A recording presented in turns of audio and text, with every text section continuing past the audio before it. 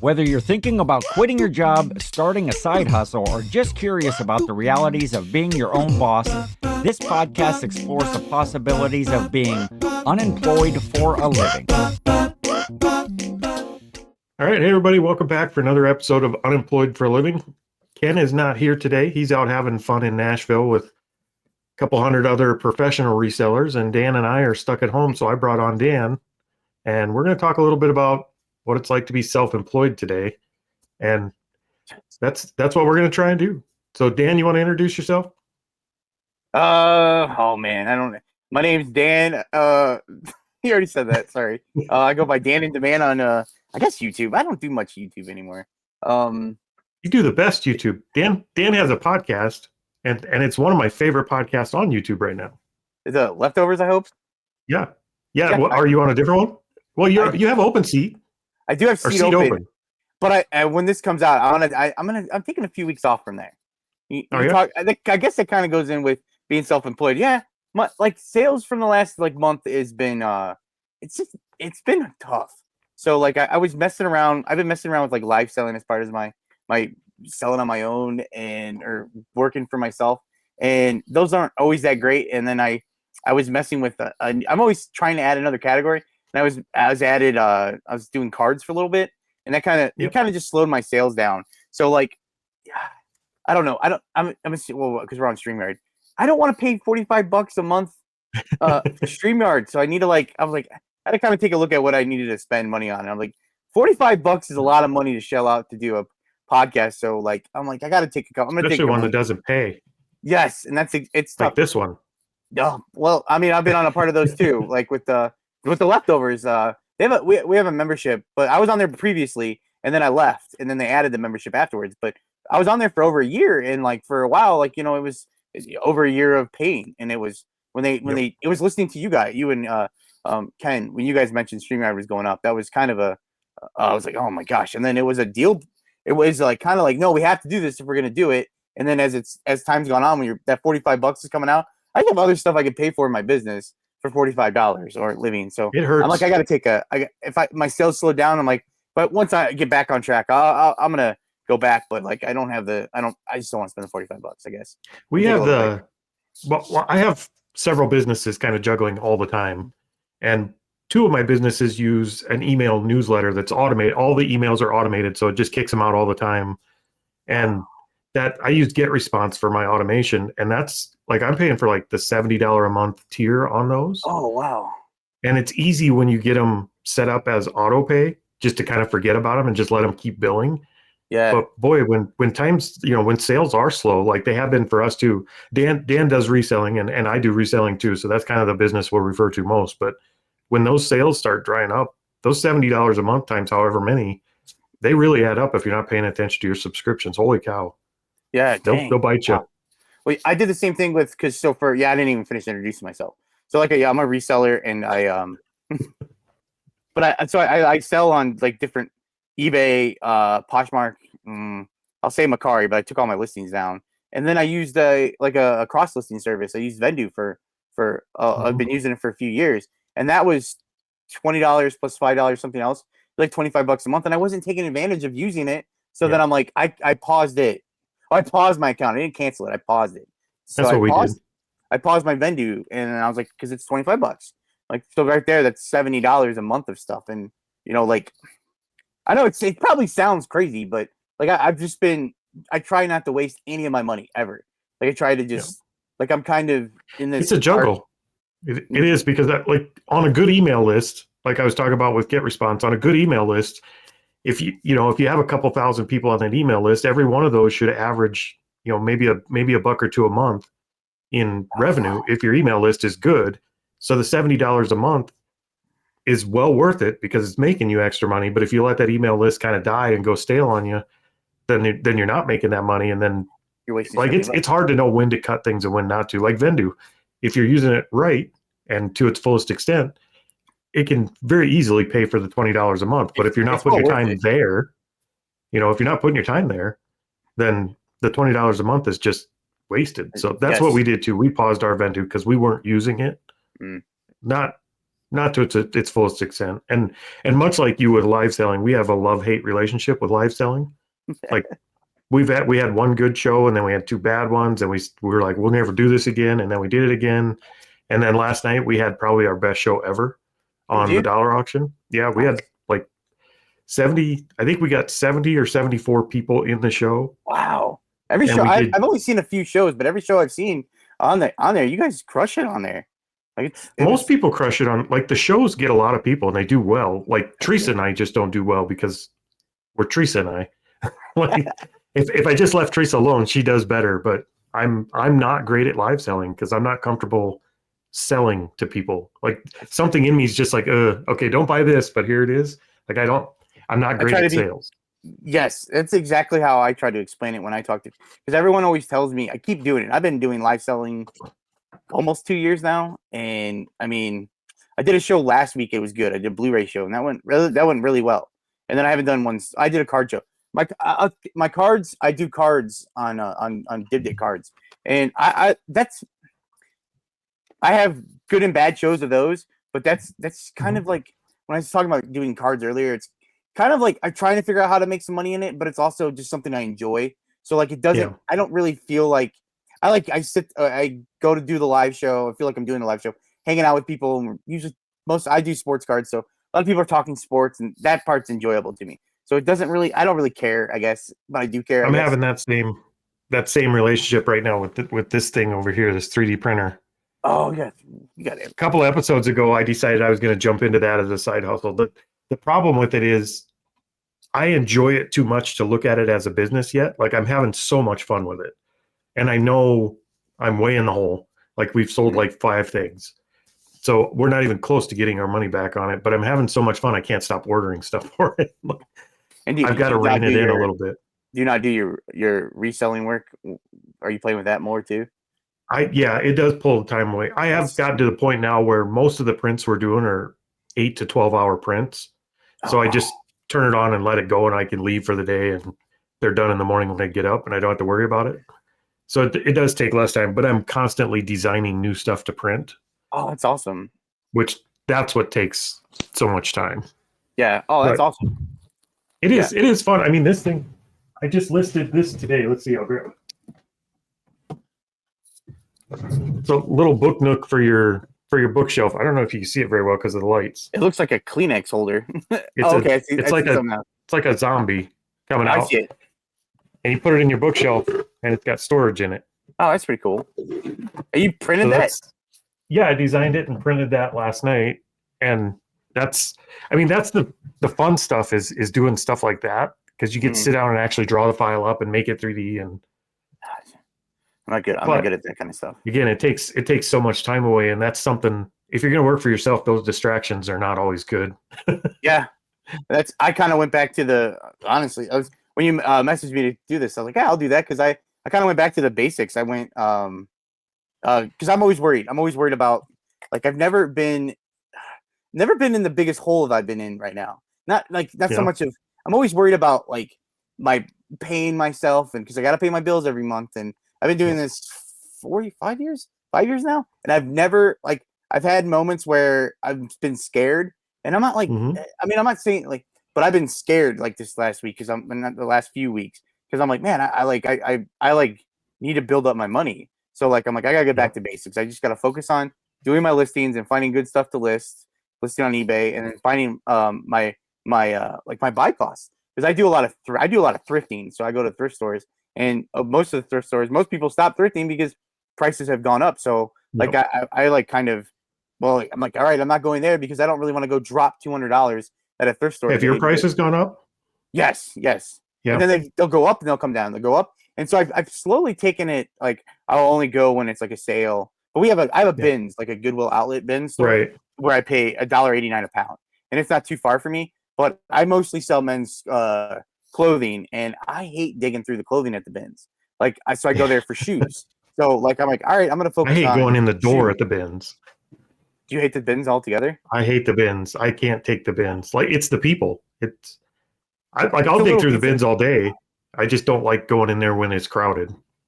When I started, I go where I still kind of do it, but I go where people aren't. So like if they're on the left side, then I go to the right side. And then when they decide they're going to switch the bins on the right side, everyone races over there. I go to the left side. And then I just kind of, I take it where, all right, I'm not going to find like I'm going to find something good because most people there are like, most people know them as like the t-shirt bros. I call them the Van Buren. I call them the Van Buren boys. And that's what they're looking for. They just hang out all day looking for t-shirts. So I still find good stuff, but I'm not going to find like that super rare, probably t-shirt, but I'll find other good stuff. And, or like if I'm going to shoes, like I do shoes, I'm not going to find like the, I guess, Yeezys or Jordans, but like a lot of times I'm scared those are fake. Oh, they're at the office. I found a pair of Yeezys, or at least we thought we did, but they're fake. That's what. Yeah, we had to run check. They can take those. Like I won't be upset if they find those because they'll take those. So I anyway, like I went today and I was like, all right, I'm just gonna go today. I'm gonna find enough stuff just to get me to list this weekend. And so that's what I did. I had some stuff already at home, but I went and found like 12 pairs of shoes. I paid $20 and came home and started cleaning shoes and listing shoes. That's pretty good. Like, oh, okay. Yeah, and out of $20, I one pair. It's like a pair of Hunter like Chelsea boots, rain boots. Perfect time to sell rain boots. They hopefully sell, but they're not they're yellow, so they're a little bit discolored. But I'm cleaning them up a little bit and should sell for $40. Double my money on hats are starting to sell again too. I noticed. Hats? That's been nice. Yeah, hats have started to sell again. Thankfully, it's been like all winter we couldn't sell a hat, and now they're selling again. Thankfully, I did a live sell where I went through and I sold a bunch of my hats because I was like, I haven't sold a hat in forever. That was us too. We were getting ready to dump them, but now they're picking up again. So, but you said about 5 years ago you got into selling. Before that, I know you were dealing cards, right? Yeah, I used to do I did about 10 years, I think, as a poker. Well, I started off as a blackjack dealer, and then I needed to be a full-time employee. I wanted to be a full-time employee, so then I picked up poker. So I dealt poker for like 10 years, and then the last 4 years I was supervisor. I guess 2 years where you do both. You supervise and you'll deal also. And then the last, I think, 2 years I was just a full supervisor. That's all I did was supervise. Do I remember right? That kind of went away because of the pandemic, and that's when you transitioned. Yes. So like I found the summer before that. I found reselling years ago, but I got back into it the summer before in 2019. I got into it and I loved it. I was like obsessed. And I used to just I would go to work and not want to be there. Not because I loved my job too. I didn't hate my job. Like I was hanging out in a poker room, watching sports and hanging out, talking cards and talking sports, hanging out with friends and stuff that I've had for 10 years or so. I liked it, but I wanted to, like, it was the freedom of doing whatever you want. Like just reselling, you just do whatever you want. I've just always wanted to have a business, like do something on my own. You think if you were still dealing cards today, if that was still your full-time job and the pandemic hadn't affected it, would you have made the leap into reselling full-time? Would you have left? No, I don't know. I don't know. I don't know how much. I don't know if you've listened to me tell this story before, but I walked around for months, a couple of weeks at least. I had my resignation letter in my pocket, my suit coat. I used to carry it around with me, and I was like, really wanted to do something on my own. I wanted to like be my own boss. I got to the point where I liked what I was doing, but I was a new supervisor, and the people who I was supervising were my friends, and now I'm their supervisor. And then my supervisors that were my supervisors, now they're my equals. And it was just kind of like trying to find that. I'm kind of timid. I don't really like confrontation. So like the people that were smarter than me, that thought they were smart, that had been doing the job a lot longer. I never had a good idea. They didn't like anything I was saying. And the people who had been my friends, they just knew me as Dan because I'm kind of quirky and goofy, but like, so they never really kind of took me serious. So it was kind of like, I don't know if I want to keep doing this or whatever. And so I was walking around, and they were going to they were talking about shutting the casino down, and I got nervous. Excuse me. I got nervous because I didn't really know, nothing like that obviously had ever happened. And when they I was going to talk to my boss the day they decided to shut down the NBA. And when I was like, that is crazy that they're not going to play basketball. And they were talking about not doing the March Madness NCAA tournament. I'm like, that's crazy. I can't quit my job when they do that. And like, I'm like, I don't know if I can. So like, I literally, The other thing to add to that story was I was going to be on vacation. The week that everything started shutting down, I was going to be I had my week-long vacation. So I sat down with my boss and I was like, listen, like I'm going to quit. Like I can't take working here right now. I just don't want to do it anymore. And but I go, I'm so scared. Like I don't know what to do. Like the whole world's shutting down. And he's like, oh, just take off. We're gonna be furloughed for 2 weeks. Or take your 2 weeks off, and you come back, you'll feel better. And I was like, okay, I'll do that. I'll take the time off. The 2 weeks turned into 3 weeks, turned into 4 weeks, turned into 5 weeks. Still on your 2 weeks. Months later, they tried calling me for to come back to work as a blackjack dealers because they were gonna. So then I was working in the poker room. When they reopened, they didn't open the poker room because you're handling cards. Like as a blackjack dealer, you don't have to handle the cards. So they were calling me back to be a blackjack dealer, and I'm like, I'm not going back to that. Like that sucks. Like I don't want to do. If I'm gonna work in poker. Like I want to do poker. I'm not gonna deal blackjack anymore. And so I ignored the phone call so that was in March, and then by I think October they called me and they're like, you need to call us back. We need to talk to you. And then I called them back and they let me go. And I was like, okay. I guess they had decided they're opening the room back up and they were small. And like I said, I was a newer person I was a low man on the totem pole for my job, and they didn't offer me a poker dealers, which actually was great because that's a lot of effort just to let you go. After that many months, you think they would just write you off. Just so it was great. And then I had to go months of sorry. I had a few months of I wasn't making any money. So I didn't get at the time back then. I don't know if everyone I knew was all getting unemployment, and I don't remember what happened. Something happened with mine. I never got it for months. So I was like living off of my reselling. And at the time I was a brand new reseller. My reselling was awful. Like but I had built up enough money at the time where I was okay. And I've never, even I went through that. And then this time's been tougher than that time was. We never had the unemployment stuff. Like a lot of people we knew were drawing unemployment, but we had been self-employed since like 2005. Oh, wow. So you can't pay yourself unemployment. I mean, we were S Corp employees. So we're employees of our own company. So we could have, but we weren't going to draw on unemployment because we were making more money than we had ever made through the pandemic because people were shopping online. I wish I was smarter at the time. We just did business as usual through the whole thing, and then ended up selling that business. But a lot of people at the time that all happened, I was barely. I didn't know what I was doing reselling. Not that I'm saying I know what I do now, but at the time I was piddling around with I would like part out a board game, and everyone's killing it on all this stuff. You know what I mean? Like, so I had a few good wins, but at the time I was scared to go to the bins, so I didn't go to the bins. I was still looking for what I was selling. And then during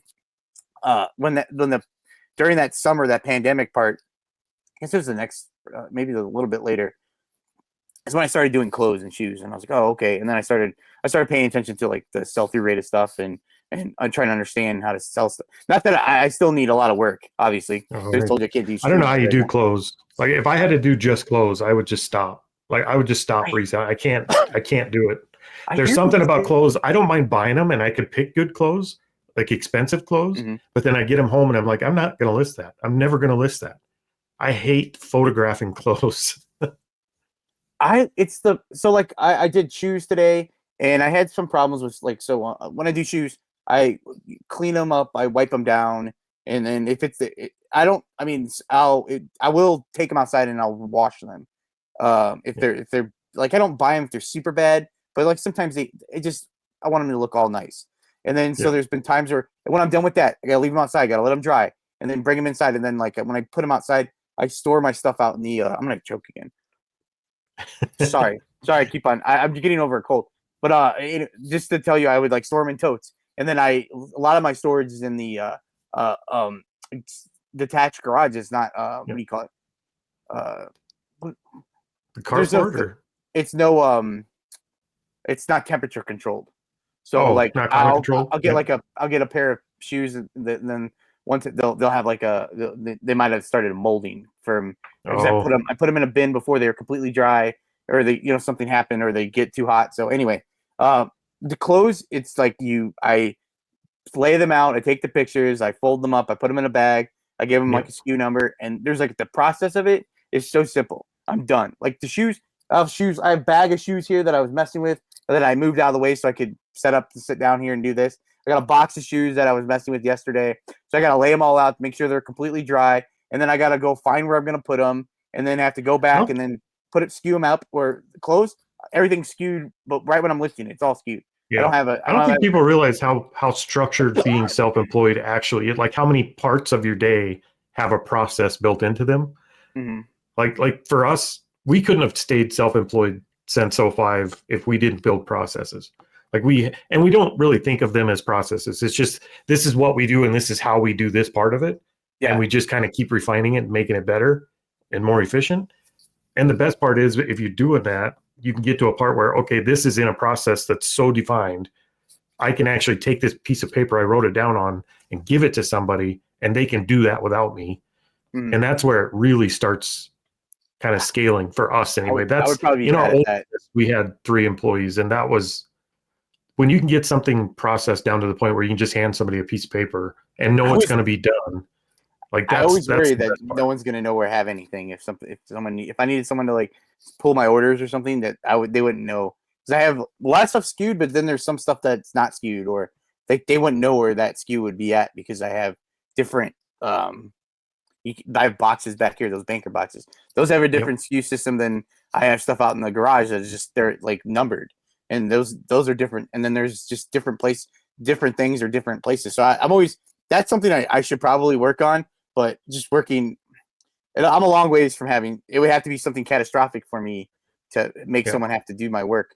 I could probably. Well, it should be. I mean that should be your target goal, I would think. Not necessarily, because there's a certain point of our business. There's a certain aspect of our business I have no intentions of growing because I don't want to grow it, which means I would never put an employee in that spot. Like sourcing, we don't want to grow beyond what we are. I like where our resale business is, that particular business, and I don't want to get to the point where I'm buying truckloads of stuff. So I don't need to hire somebody to do that. That's the fun part of the business I like. But packing, pulling and packing, I know we could have somebody come in and do that. Like the process is so defined now that everything has a SKU. It's easy to find. How we pack is very well defined. Like I know we could hire somebody in to do that profitably now and just take that time back and put it somewhere else. That would be the only way.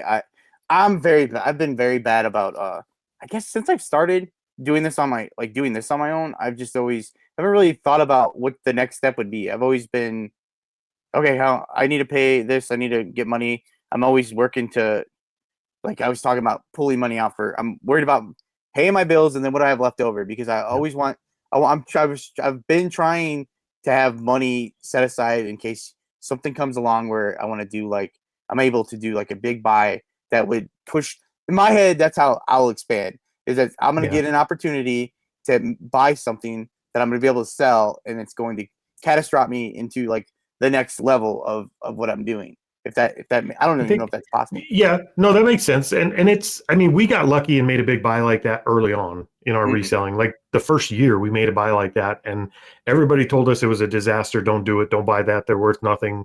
And we're pushing 40 grand on that purchase now, and it cost us $2,800. So that's, I mean, it was a huge buy right up front the very first year, but it's, I think for us, it pushed us to process our stuff even sooner, as far as make the processes and get it figured out, because there is only so much time. We found out we don't like the buy we made was a bunch of cases of 1988 football cards. Okay. Just like a truckload of them. And we found out fairly early, we don't like selling them by the case. There's too much risk in a case. You're pushing $5,000 in a case when you're selling them as a case. So you put that out there. If something goes wrong, there was too much risk in it. And for eBay, if it was our own store, it would have been different. And the packing and shipping and delivery of those cases, because they're so big and heavy, wasn't worth it. So we broke them into boxes and we sell them by the box. But it took pushing ourselves into an untenable situation to figure that out. And it really refined our business and how we do stuff day to day, just by accident, because we did fall into a buy like that. And we had to change. How did you find that buy? Like at a garage sale. of all things. Oh, wow. We actually pulled up to a garage sale and he had one case opened up and you could buy the boxes for like $10 a box. The boxes sell for $200 and you could buy the boxes for $10 a box. So I bought all the boxes and I'm like, do you have any more? And he said, yeah, I have. My dad has a warehouse full of them. The lady there told us that. And I was like, can I get your dad's number? And we didn't have enough money to pay her with cash. So we paid her with Venmo and she never gave us the number. But because we paid her with Venmo, we had her email address. So we emailed her like a month later and she passed the information to her dad and her dad got a hold of us. And we went and bought a whole truckload. Wow, that's crazy. So it just worked out. We found it through a connection at a garage sale just by accident. That's awesome. Yeah. See, that's something I would love to just come across and find. Like, it would be. You just never know. And We've then never come across a buy like that was immediate. The trailer and truckload of Department 56 we bought, we found through someone at a garage sale. They said that their mom had a whole basement. We were like, okay, let us talk to your mom. And it couldn't happen that day, but we exchanged information and then we just kept emailing them till they answered. So every big buy we've had like that was through multiple contacts. It was never like on the spot. We never just, if it was just a big pile of Department 56 or cards in the driveway, somebody else would have scooped them up already. Yeah. Dang. So it's always been by cool. just keeping in contact. Yeah. Okay. I've been pretty bad. I have just a listener of the Leftovers podcast that I met who I'll do buys from. I did that live show I did last week. I bought a bunch of Blu-rays from him and some other media and then some other like toys and stuff. And I did a big buy from him last year. And he finds so much more stuff. He's out and about. I don't get out like a ton to look for stuff because I'm doing everything by myself. So a lot of times, like, I would rather be at home listing stuff than driving around. And then I get through spurts where I'm like, oh, I need to make money. Then I'm driving around looking for stuff all the time. Like I'm still, I don't know. Like I would probably fire myself if I was a boss. Like I would 100% fire me. I would never employ. I'm a horrible employee because I will come in here and sit on the couch for like 8 hours and do nothing while the business is sinking around me. And then 2 days later, I'll get up and work for 12 hours straight. I think it'll be fine. But that's like when I first started, I was like, just the way it goes. What am I supposed to do? Like, what? I've always had someone tell me, not always, because I started my very first job was I was a paper delivery boy. So like I worked by myself. Like they would drop the papers off at my house, and like I would package them all up, and then I would walk. My mom would drive me for some of it, but for the most part, I walked by myself and delivered all the papers. So I was like kind of had to be self motivated to do the work. And then if I wanted to get paid, this is back when we had to like I think I don't even know if they have newspaper. I mean, I think they have newspapers still. Like they get delivered, but they got to a point where they would actually you'd have to like pay up front. But when I started and as a kid, like I'd have to go to the person's house and ask them to pay for their to go collect. So like I had to be self motivated to get paid to do that do that too. And then like I would go if I just want to go out with my friends, I'd go to a couple houses and get enough money to go out for the day, and then I would be good, and then I'd be fine. But I was self motivated, and then I went off and I was working. I worked at video store. I worked at Blockbuster, and after a while, I was a manager, and I was working by myself all day because I was working at a video store when video stores were dying. So like I had to be self motivated to work, and I was by myself all day doing my own, knowing what I had to do and get it done. But I was by myself in it. And then as a poker dealer, you're working by yourself. Like I show up every day with an empty bucket and have to fill it up to make money. I'm working by myself. So like I've always worked by myself and I felt like I'm on my own. Because like I'm working for someone as a poker dealer, but like I'm working for myself. Like I'm getting $5 from the company. So if I'm going to survive and eat, I got to make my own money. But so I'm like, I feel like I'm all over the place all the time. Like I'll change my mind in a second. Most of my employment history, and if I had to go back to work today, it would be very difficult. Like it would take a lot to get me to go back to work because I know so many different ways to make money and I could do so many different things. But the only reason I could do that is because of all the jobs I had in the past. I think every one of them, if I had to go back to work today, it would be because I have a skill that I don't have, but I want to have. And I would find a job where I could get that skill and I'd go to work for a year and get it. And then I'd leave. What would be the skill? Do you know off the top of your head what you'd want to do? I don't know. I would love to go in just to see how I stack up. I would like to go into like a big marketing firm and work my way up through the ladder because I think I'm pretty good at marketing and I've ran a marketing agency for e-commerce before, but I've never put that up against a real world, like a big marketing company. Like I'd like to go into a big marketing company and just see what I can absorb and take away from it and just work for them for a year and then dip, get out of there. That's better than I've thought about. So like, okay, when I've been talking about how it's been, I've been nervous, I've been scared and stuff. There's opportunities where like I could, like if I could go back and deal, I would go back and deal, but they're always hiring for a full-time dealer. If they're hiring where I could just work the weekend, I would do it. Oh, you go back to that? Well, you said you really like the cards though. Yeah, and then I like the money too. I could if I could work like Friday, Saturday and make $200-300 a night, and then I do my reselling during the week, that would be amazing. But you try dancing. I'm not gonna start dancing. I don't my feet, I got flat feet. I'm not gonna be a good dancer. How do you feel about spinning poles? Nope. But if I really need, if I had to, I guess I would go do that. But like, and then there's people who deal at like house games, which is not it's not on the up and up all the time either, and those can get like mugged or robbed. That you can make way more than you do at the casino, and it's just cash in hand. But like, I just don't want to do that. I'd rather just have my time, because I know how I am, and what's going to happen is I'm going to go to the casino and I just want to work one day a week, and then that one day a week's going to turn into someone's going to want me to work the next day because they really need the day off, and then okay, I'll do that for you. So then I'll work 2 days and 3 days, and the next thing you know, I'm not going to be outsourcing because I'm tired because I had to work. Because when I started, I'm scared to go. Like, I'm better now, but when I first started, I hated going garage selling. I was scared to death to walk up to people's houses. But like the other thing that was nice is that I worked every weekend, so I didn't have time to go to a garage. I could never go to a garage sale because I was working. So that's what would happen, and I would end up being working, walking around, being like not happy because I have to work. You just described my nightmare scenario. Like I literally work for myself so that I could work towards getting my time back, because that is like, I don't care about the money. If my bills are paid, I honestly don't care about the money at all. I want to have my afternoon. If I want to take 2 days off and just go hang out with the grandkids, I want to be able to do that. Yeah, that's great. With a normal job, like everything you just said is exactly why I don't have a normal job. Right. Like I can't do it. Everything I said, it was making $200 extra this week. I would rather be scared to death that I'm like not going to make my money, or I'm going. I mean, I'd rather sell a kidney. There's so much. Can't do that. Wait, to make $200 and be miserable for the whole day, where I could just list 10 more things and make $200. Like I would just rather do that, and that's why I like. Now, with our switch, the way we've been doing our eBay businesses, we talked about that live sale we did really good on. It's because we're actually emptying our eBay shelves. Like we're picking a shelf that was kind of one of the first shelves we started sourcing for, and we're just working our way up. And we're not picking through the inventory, good, bad, ugly, whatever's in there. We're just selling it all, clearing the shelf, because now we're buying higher ticket items. We're trying to sell the $100, $200, $300 items instead of the $20, $30, $40 items. So we're just clearing the shelves, and that live selling is killing it for that stuff because it's really good inventory.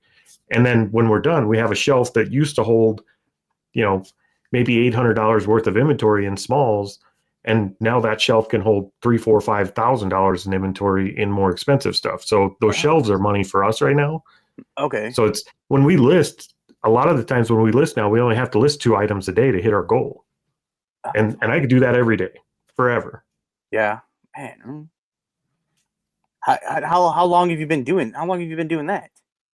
We started this about 90 days ago, maybe 90 days ago. And it's just starting to kind of snowball. High ticket items are harder to find. You can't go to the bins and pick up 50 of them. Right. But if you go sourcing for a weekend, you could find 5.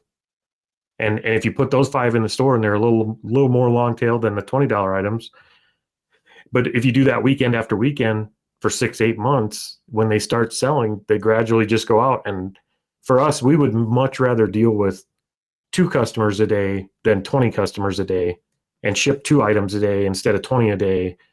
And they are harder to find, but you have to find a lot less of them. Yeah. Like if we went garage selling all weekend and found 2 $400 items, I'm fine. I'm okay with that. So we've been really trying to push that direction. We will always. I will never walk by a garage sale table that has a $40 thing on it for $1 and not buy that $40 thing. Like I'm going to spend $1 and I'm going to sell the $40 thing. I'm not saying we're getting out of that. We're just trying to move our focus more towards the higher ticket stuff, so we could sell less of the smaller ticket stuff. So the bread and butter items will always be there. It's just we're trying to refocus. I'm bread and butter. That's exactly most of my stuff. I have a few big ticket items, but everything I'm just kind of looking around at all my stuff. Well, kind of like dealing cards. Your bread and butter is what the casino's paying you, and your tip bucket is what you're really taking home. We're trying to build the tip bucket with the higher ticket items. That's our real paycheck. I need some of those bigger ticket items because then that gets the money flowing. When I sell bread and butter constantly, so then when I pull money because I'm taking money out because I got to pay myself to live my lavish lifestyle that I live. We've been doing this for almost 4 years. It's not something you can do just overnight. It takes a while, but we've been doing it almost 4 years. We had plenty of business experience and online selling experience before this, but we've been doing reselling like this on eBay for 4 years. And we built up from nothing. We haven't put a penny of our money into this business since the day we started. We seeded the business with $1,000 by selling an old car I had. And since that day, we've never put one penny of our own into it. We have a separate bank account for it. And it's very rare that we go out. Like if a $20,000 sale popped up for a warehouse full of really good stuff tomorrow, we have the cash in the account to go get it. We have the capital. And it took us a long time to get there, but that's what we were starting to build from day one, is build that capital. That's what I would like to do, but I'm never there. I guess maybe because I've been messing around with some. Maybe I need to find some bigger ticket items. Online sourcing. If you're trying to get more into the higher ticket items, online sourcing. Right. You're not going to find as many of them at garage sales, but you can find them on eBay. You can find them on the online auctions all day long. And your margin's not $10 into 100 anymore. It might be $50 into 200. So your margins are much smaller, but I'll flip 50 into 200 all day. I don't mind that. I would do that too. Now I won't flip 5 into 20, which is the same margin, but it's also not worth it after the fees. And then the lower price the item, the higher your margins have to be. So we can work with smaller margins. Okay. So that's kind of where we're trying to push ours, but we've been actively doing it for about 90 days. And it's just now starting to pay off. We're starting to see it in our Monday shipping has always been our big day. We ship 30, 40, 50 boxes every Monday. And now we're shipping 20, but we're not making any less money. So it's starting to get there. So then you have more time. It's shipping like 40 items and you're done. You're kind of done for the day, right? By the time you get all your shipping done? No, on Mondays suck because Monday we record our YouTube videos. And then, we have to record our YouTube video, then we have to pack, and we got to get everything to UPS and USPS because we don't have pickup here. We're out in the country. And then when we're done with that, we still have to list our items for that Monday. So Monday's just full on. Like we never get a break on Monday. And then Tuesday's edit day and packing day. So it's it still leaves us a lot of time in the rest of the week. I mean, if we figure we got to Mondays and Tuesdays kind of suck. Thursdays are sourcing days. Fridays and Saturdays and Sundays we work at the escape room and axoring business. So we don't have a lot of spare time laying around. Oh wow, dang, you're busy. So we're trying to get some of it back. See, I want some free time just to hang out and do my. I do too. I do too. Hey, I gotta pick it up. Hell, good thing I get stuff. It's nice too because if one thing was to shut down, we still have. We have revenue streams from different areas. Like that's it's not everything's not in one basket for us. Now there are baskets that are much bigger. If our eBay account got shut down, I'd worry. Like I would have to pivot quick and start making some money somewhere. But $2 auctions. Well, the dollar auction is actually that's growing extremely fast right now, and the auctions are going phenomenal over there. So I can't complain. That would definitely be a good pivot if we had to. That's awesome. We got to get Dan in Demand over there. Do a live on the dollar auction. I did a show on Whatnot, and then I did my card show on Did the Cards, and then that's why I was kind of talking about like I'm slowing down and doing probably my card show, and I think I probably have a anything sale on Whatnot again this week sometime. But like I need to slow that stuff down. That's my biggest problem. Yeah. I think is that I'm trying to fast sell stuff that I don't really know what I'm selling, and I'm trying to get $2 or $3 for it. Now no one's buying stuff, or they're buying a few things when I should be outsourcing better items that I can list in my eBay store and making $15, $30. And that's my and cards wouldn't do good. I know the cards wouldn't do good on the dollar auction. Probably that's not where I would run those. There's better places. Dibit cards would be a better place to run those if you were going to run them. The everything auction would probably do all right, but you're right. Is that where your time should be? Now we're trying to clear inventory on purpose. We have to get rid of it. So speed is more important than the money because the shelf space is actually costing us money. So that for us is working great, but it's not long term. Like we can't do that forever because we would run out of inventory. Yeah. Like we're not going to go source stuff for eBay and then put it on a dollar auction and take our chances. That wouldn't make a ton of sense. But for us, where we're trying to clear inventory, we're selling great eBay quality stuff at great prices. So, I mean, we sold a $70 Loungefly last night on the dollar auction. How much did you sell it for? I think it went for 40. Oh, wow. So somebody's going to be able to flip that and still make some money on it. A lot of stuff. I mean, we sold a lot of $15, $20, $25 stuff that went for just a couple, $2 to $5. So there's a lot of margin for resellers. Oh, yeah. And then me personally, I get in my head because I'll like, okay, yeah, I'll do that. I want to do that. It sounds fun. It sounds good to hurry up, make quick dollar. I'll spend $100 on this stuff, and then I'm gonna flip it and make $300. And then when I try to do it, it never works. When I try to think about it money wise, and it's not working for me. But it is fun, and you kind of have to have the right mind. Like if everything went out the window and I had to start over tomorrow and I needed to get some money coming in, I would grab whatever I had around the house and I'd run it on the dollar auction, and I'd get my $50 to $100, and then I'd go buy better stuff that I could put on eBay and flip for a better margin, and I would build it up from there. But to tell somebody, hey, you should go do live selling as a side, that's your income, like do it as a full-time job, I would never tell anybody that. That's insane. Unless you have a semi truck backing up to your house every week to dump stuff on you for free, it's just not. I don't need to move stuff that fast, nor do I want to. Yeah, I don't want to be shipping that much. I want my time back. That's why that's a labor intensive job.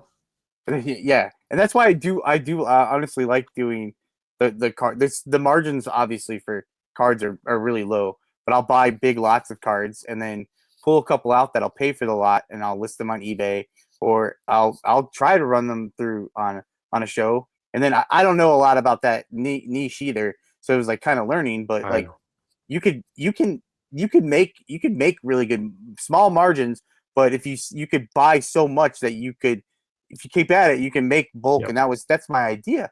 But I don't have enough space for all that stuff, so I need to get it. I would want it to get moving, and that was all right, that's the thing I need to focus on, is instead of having just random totes of stuff that I buy to hold up and then maybe sell it on fast, and then I'm stuck with I have a rack of clothes in here where I have my cards are just in one little box, and I think people get a misconception about auctions. Period. I think people have a big misconception about auctions. Is the only person that makes a business out of auctions successfully. Well, I mean, there are exceptions with the big YouTubers who have that huge following, but in general, the general public, the only people that make a successful business out of auctions are the auctioneers. It's the auction house who's winning in the back end. But for an auction, why do people use auctions in real life? They need to get rid of stuff. It's an estate sale. They just want it all gone. It's a business clear out. They're trying to liquidate all their inventory because they need it gone fast. Places like that can win in the auction game. For me, where we use it in our business is the same way a business liquidation would use it. It's the back end of our store. We have this old inventory. We're needing to get rid of it. It's good inventory. It would sell fine on eBay, but we need those shelves back for newer inventory. So we're going to push this stuff out and we're going to reclaim our shelves. And that's where it really works for me. I know a lot of people say with the live auctions, well, look, Walmart does it. It's low dollar, high volume, and they're successful with it. Yeah, they are. But I don't want $12 billion in infrastructure and 10,000 employees. And I don't want to do that game. I want a much smaller shop with, less margins, but also, way less work, way less overhead, way less time. I don't want a Walmart. Yeah. So for me, we use it as a tool in the business, but we use it differently than most people do. Not to say my way is any more right than anybody else's. That's just how we personally use it. I like that. And it's been working good.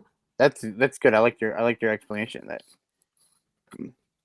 Yeah, the Walmart game isn't for me. I know a lot of people like that. They want to emulate it, but I'm not.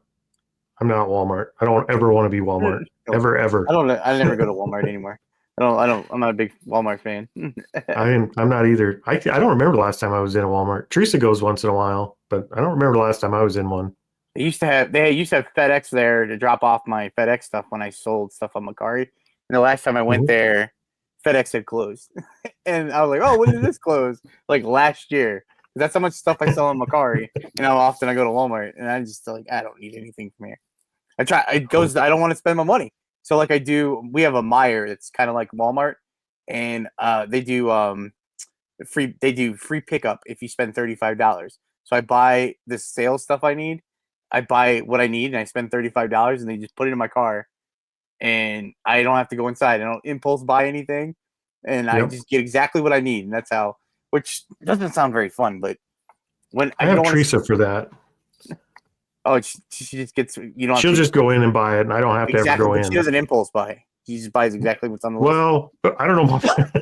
Like, oh, I need those Little Debbie cakes. That's what I need when I'm leaving. Oh, I'll just get a pop here. It'll cost me $3 for a pop when I have pop at home. But I'm like, oh, I'm thirsty right now. Celery. What'd she do? She went in to get celery and carrots for our hot wings last night. We stopped at Walmart on the way out of town or from sourcing, and we were having wings. So she went to pick up just carrots and celery to have with the wings.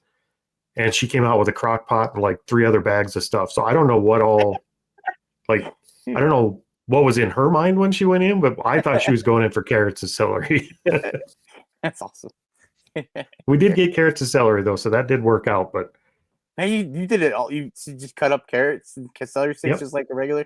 Oh, yep. Okay. Well, we buy the baby carrots, so we didn't have to cut those. But the celery we cut up. Because I just made I made a pork loin the other day, and my brother had bought a bag of carrots, so I was peeling and chopping carrots to roast them. Yeah. Well, when we do roast, we do that. But with wings, I like the baby carrots. They're already bite sized, so you could dip them in ranch. And you eat ranch with your wings? Oh yeah. Did you put sauce on ranch? Did you put like hot wing sauce, or what did you put on your wings? We always have to switch it up. We have to cook them in batches because I do the buffalo sauce, and then Teresa does like a barbecue sauce on her. She doesn't like spicy, so she does a barbecue sauce, and our youngest does barbecue sauce as well. Probably different barbecue sauce, but they both do a different sauce. So we get put them on there. B-Dubs sauces, or like they have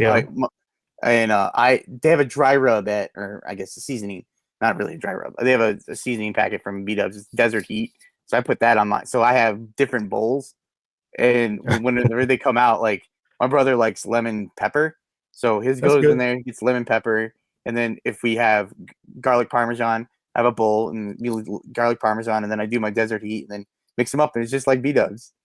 Yep, we always do ours in, like, we use lemon pepper on our fish. I don't think I've ever used it on chicken. Oh, that sounds pretty good. We use it on fish, and I love it. Yeah, that sounds pretty. Because I do a lot of lemon. I haven't done a lot of fish lately. Fish is expensive here now. It used to be cheap. We catch our fish. I don't remember the last time we bought fish. We catch our fish. I don't go fish. I don't fish. We haven't in a few years. Like, we're out of fish that we used to fill like half a freezer with catfish every summer. Like, we would just go out fishing and we would fill up a freezer with catfish. But my stepdad does that. Years. And I'll go over. I didn't go entire Lent. My mom didn't invite me over for catfish one time. I got it. She did give me a couple pieces last week. I gotta say something to her. She always invites me. Yeah. Like, for my birthday dinner, we'll have catfish that my stepdad caught. He'll go down. I love catfish. Go down to Kentucky and fish. I got my catfish tattoo on the back of my arm. I don't know if you see it. I see it. Yeah, it's awesome. Oh, okay. We love catfish. That's catfish or walleye like that. Well, catfish, walleye, and like panfish. You can always go out and find panfish during the summertime. You just need a lot more of them. Fish now. I want fish, but I'm having chicken wings tonight. I don't know. I'm not. What am I having with it? I'm either having a flatbread, or I'm having leftover roasted carrots and mashed potatoes with it, or I'll just eat them plain. I mean, just different. I haven't decided. We just throw the carrots and celery on the side. I like carrots with my hot wings better than celery.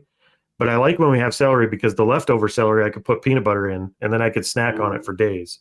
Yeah, Teresa doesn't like celery, so nobody eats it but me.